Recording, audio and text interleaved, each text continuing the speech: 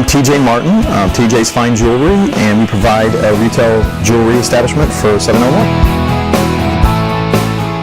The clientele, the customers, our customer base, and in a different way of doing it.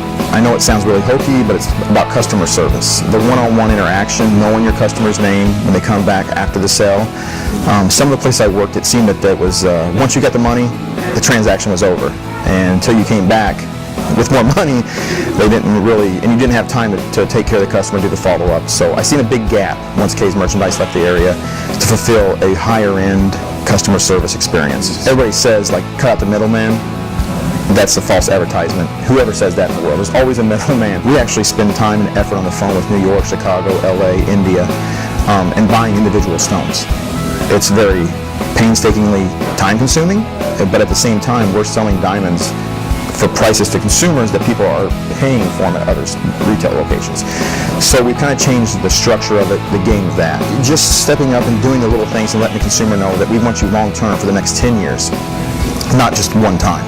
And we're willing to put our actions in place, not just use our mouth to prove that. And if you're a new customer with us, we walk you through, we educate you. So we're not just selling you something, we help teach you what you're getting so you know you're getting a good deal.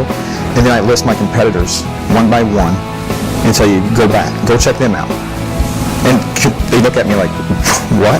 I've been two other places which they held me to the counter, twisted my arm, and tried to steal my wallet today. You're telling me you'll check your #1 competitors out? Yes, and if we don't have the right product and the right price, then I've not earned your business. I don't think I deserve it. So it's just the old-fashioned, take every customer one by one and treat them like they're kings, because they are. The incubator is what I kept hearing all the time. And I went to the first bank with my business plan that I'd worked on for like 6 months in my basement. And they looked at it right away and said, wow, what a great business plan. Obviously, you've been to the incubator.